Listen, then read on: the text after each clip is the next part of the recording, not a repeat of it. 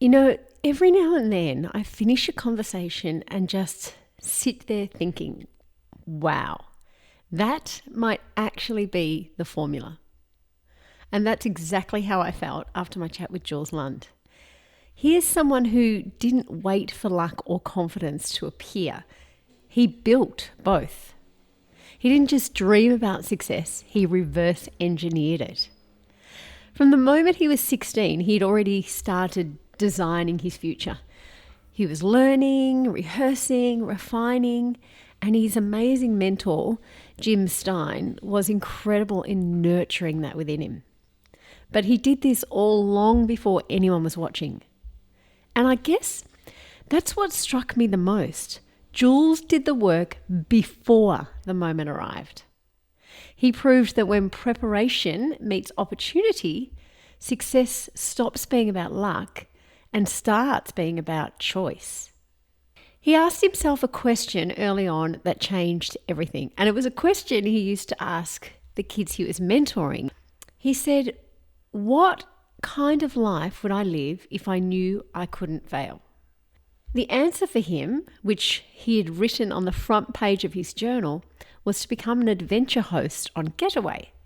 Now, back in the day, that was possibly the most sought after gig in television at the time. So ambitious, because this was a boy who had no real experience, was just working with, as I said, his mentor, Jim Stein at the time, but just had a clear calling that this is something he really wanted to do. And then Jules set out about answering it. Every day he would take some small step or daily action that would help move him towards his ultimate goal. And he would do this through little daily actions, having systems, accountability from other people in his life, and an almost obsessive curiosity to improve. He did every course he said he could think of in Australia, from courses in presenting to voiceovers, acting, everything he could think of to improve his skills. And then when he ran out of courses, he focused on the next aspect he thought needed work, and that was his appearance. So he hired a personal fitness trainer and he changed his look and got a fashion designer. He covered every angle so that he was living and believing that he was a getaway host long before he actually was. It made me realize that maybe success isn't a mystery after all. Maybe it's just clarity, discipline, and the courage to follow through. Jules talks about the difference between ambition and achievement, and how the people who actually make it do feel the fear, but then they do it anyway. He gave a really great example of seeing Rove McManus, who at the time was at the height of his popularity and success, really well-known celebrity on Australian TV. And he met him backstage before a gig, and he remembered looking at him and noticing that he looked really nervous. Might have been slightly sweaty or just had this kind of energy to him. And he realized that it's not that successful people don't feel any fear, but it's obviously how they manage it and work through that makes them successful. They get really comfortable with being uncomfortable because that's where the growth lies. So seeking that out, Jules found the weak spots he felt he needed to work on.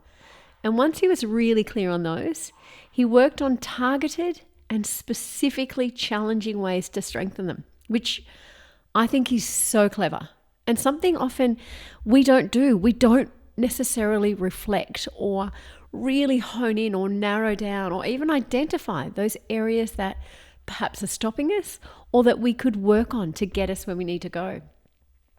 And he would consistently put himself in situations where he felt at times excruciatingly uncomfortable, but all in the name of wanting to grow and get better at his craft. And it worked.